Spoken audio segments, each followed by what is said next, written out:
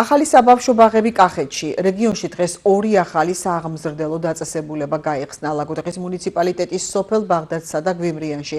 საბავშვო ბაღებში პირობები მკვეთრად გაუმჯობესდა და უსაფრთხო გარემო შეიქმნა. მშენებლობა მუნიციპალური განვითარების ფონდმა დააფინანსა და 2,3 მილიონ ლარზე მეტი დაიხარჯა. მუნიციპალური განვითარების ფონდის დაკვეთით კახეთის რეგიონში 74 მილიონის ღირებულების 32 ბაღის მშენებლობა რეაბილიტაციის სამუშაოები მიმდინარეობს.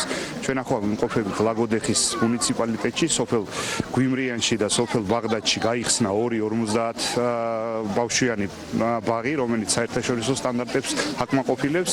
აღჭურვილია ყველა საჭირო ინვენტარით. ასევე მოგახსენებთ, რომ საქართველოს მთავრობის გადაწყვეტილებით, კერძოდ პრემიერ-მინისტრის გადაწყვეტილებით მუნიციპალური განვითარების ფონდს დაევალა ქვეყნის მასშტაბით 885 ბაღის მშენებლობა რეაბილიტაცია, რომელიც ჯამურად 1,3 მილიონ ლარზე მეტი ღირებულების პროექტების შეადგენს და აქტიურ ფაზაში მიმდინარეობს ყველა მუნიციპალიტეტში ბაღების მშენებლობის და უკვე სრულდება პირველი ეტაპი და შესაბამისად გადავდივართ უკვე მეორე და მესამე ეტაპებზე.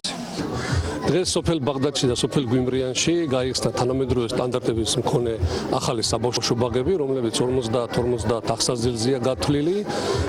აღნიშნულ ლოკაციებზე იყო ძველი ამორტიზირებული შენობები, მოხდა მისი დემონტაჟი და დღეს უკვე გვაქვს თანამედროვე კომფორტული გარემო ჩვენი პატარებისათვის, სადაც ისინი შეძლებიან სწავლასა და განვითარებას. მინდა აღვნიშნო, რომ პარალელურად მუნიციპალიტეტის მასშტაბით მიმდინარეობს საბავშვო ბაღების მშენებლობა სოფელ მსხალგორში, ჩადუნიანში, სოფელ ჭიაურში და სოფელ განჯალაში. უახლოეს პერიოდში მოხდება აღნიშნული ბაღების დასრულებაც და ჩვენი პატარებისათვის იქნება შესაბამისი გარემო. იყო ჭერი იწეოდა და საშინელი პირობები იყო. ისეთ პირობებში ჩემიშვილები ბაღში, რომ კატასტროფული პირობები ჰქონდათ მართლა. ეხლა რადიკალურად შეცვლილი, გაუმჯობესებული, აღფრთოვანებულები ვართ იმით, იგეგმება მეხუთე შვილი ამ საბავშვო ბაღისთვის, რომ ამ ბაღში მოუწიოს სიარული, სასწაული პირობები აქვს. ესეთი პირობები, რა ვიცი, ძალიან იშვიათია, რომ სადმე იყო.